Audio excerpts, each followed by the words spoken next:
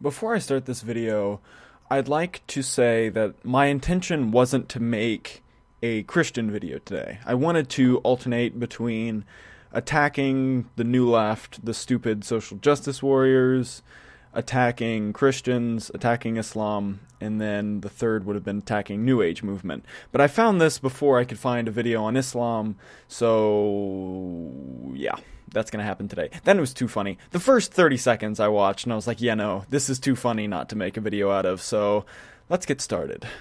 I would like to come back to an earlier point, if I may, too, and that is the notion that atheists are somehow the intelligentsia among us and so forth.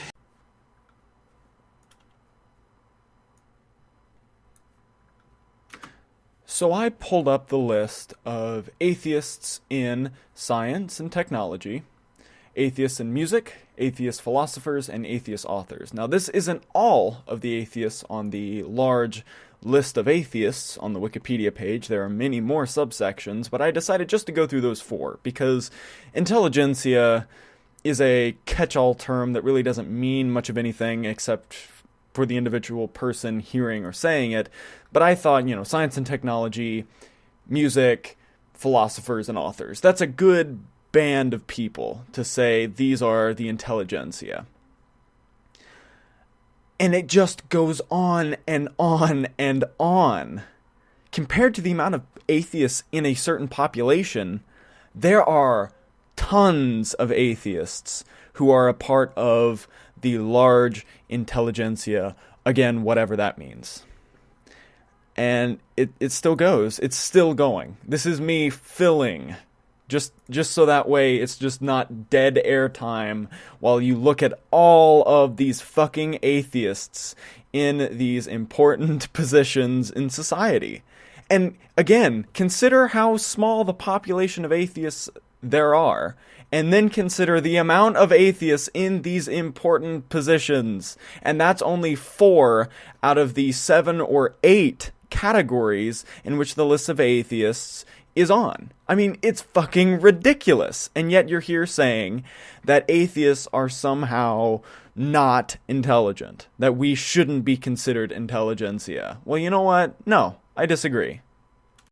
I think this is just completely false. Well, as I just shown, it is not completely false. You are completely false. The spate of new books published by the new atheists like Harris and Hitchens and Dawkins and so forth are not sophisticated books intellectually. These are, for the most part, angry, bitter diatribes against religion. Yeah, no, it's not the Bible that, you know, has things about talking donkeys and dragons and, you know, killing people like children, you know.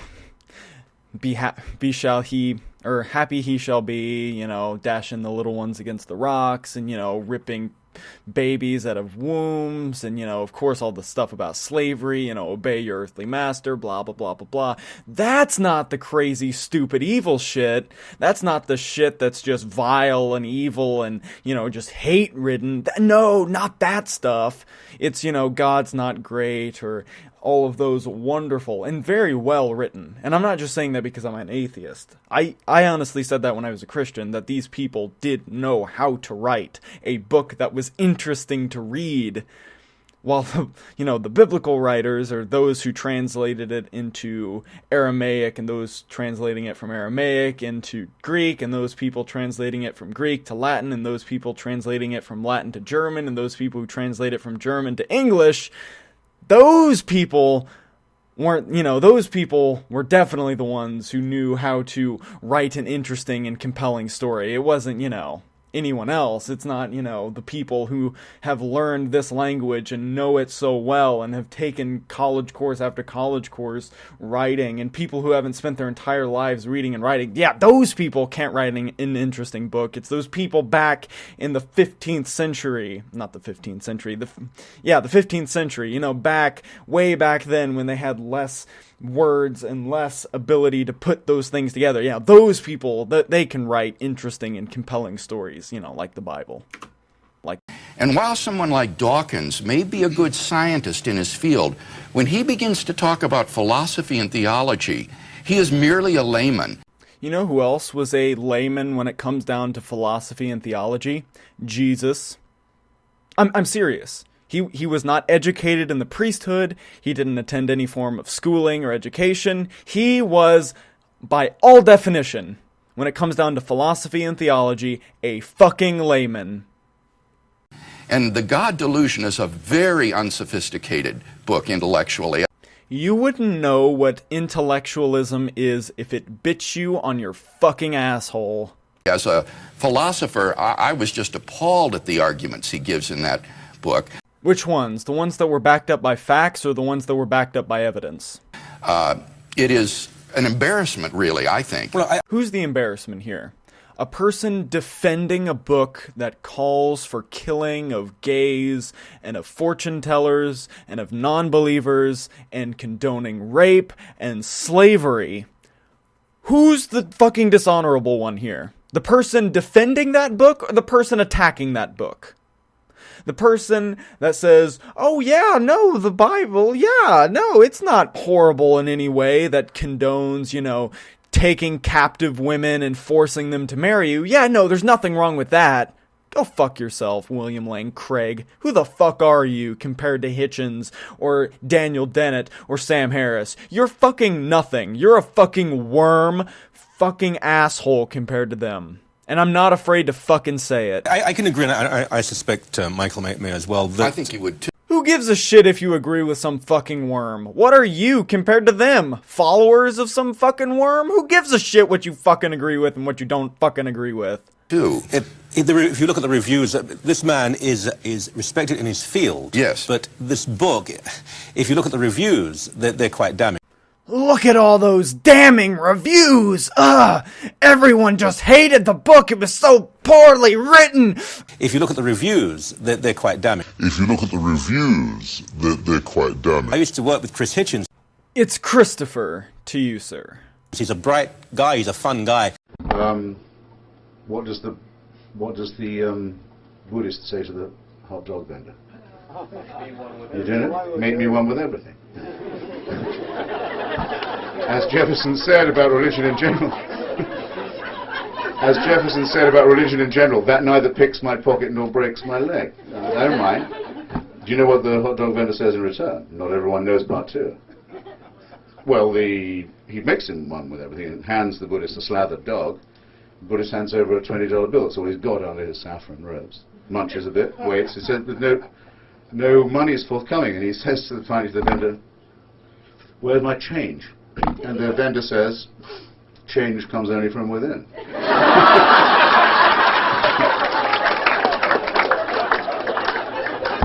You can see it at DuPont Circle every day. People who want you to be spiritual. Well, I don't mind. I do not mind. Just leave me out of it. And babble all you like. It's fine by me. Whatever floats your boat. This is not a profound book, it's a fun book in many ways. So, you know what's not profound and not funny? The Bible. I think most people would agree that the three you mentioned in particular, Dawkins, Harris, and Hitchens, what they've written is not first-class scholarship. Well, no, that's not the point of what they've written. What they've written, or the point of what they've written, is to reach the masses, to try to get people to throw off their chains, something that is accessible to normal, everyday people. But I would suggest that it is much more academic and much more intelligent than any verse out of the Bible by fucking far. However, there are first-class scholars and genuine intellectuals who do not believe at all in God. Certainly.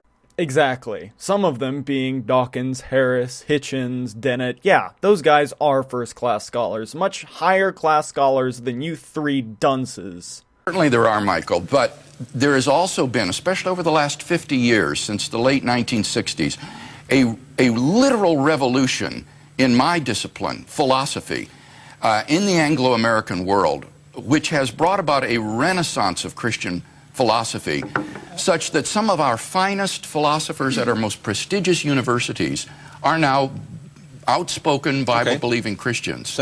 Okay, who gives a shit? Like, seriously, who honestly could give a single fuck about the amount of philosophers that are Christian? Or the amount of philosophers that are fucking atheists? Who fucking cares? It doesn't matter the amount. Jesus, you call yourself a fucking philosopher. Don't you think what is thought and what is said is more important than the fucking numbers of people spouting the same fucking gibberish for over 2,000 years? It literally is. Christian philosophy started and ended 2,000 years ago. There has been no new development since then. The only difference has been fucking translation. That is it. I'm sorry, where is this philosophical revolution taking place? In the Anglo-American realm. The ones dominated by assumed atheists, like people like Eyre, people like Bertrand Russell, who really dominated, I'm sorry, I really didn't want to do that twice in a row, but oh my god, that fucker just dropped a goddamn hammer on fucking William Lane Craig's dumb ass, soft fucking head. Just boom, bitch! He didn't give a fuck! Bygone generation. Craig. You were literally 21. Drinking age. You were voting age. You were military age. When fucking Bertrand Russell died. And you're telling me he was a part of a bygone generation? You're fucking joking. You're fucking joking. There's no way that you're fucking saying that. That's so stupid. You were 21 when he died. Why I'm Not a Christian came out 20 years before you were born. That's it, 20 years. The height of Bertrand Russell's anti-religious time was Why I'm Not a Christian. And it was only 20 years old when you were fucking born. And you're trying to say that that was a part of a bygone fucking generation? Fucking... No. Maybe Karl Marx was a part of a bygone fucking generation. Maybe. But fucking Bertrand Russell was not that long ago. Bertrand Russell died 40 years ago. My dad is 56. Okay? My dad was alive when Bertrand Russell was alive. So you can't say that was a part of a fucking bygone generation. Karl Marx, yes, a bygone generation. Socrates, definitely bygone fucking generation. But Bertrand Russell was not. Just fucking was not. Generation. But Bertrand Russell was not. Just fucking was not. Let's name names, people like Richard Swinburne at Oxford University, Robert and Marilyn Adams at Oxford, Brian Leftow at Oxford, people like Alvin Planning at University of Notre Dame, Peter Van Inwagen, Dallas Willard, Eleanor Stump. I mean, I could go on and on naming names at top universities in America and England who are outspoken Christians, such that the face of my discipline, compared to the 1930s and 40s, when Russell and Eyre were dominant, has been utterly transformed.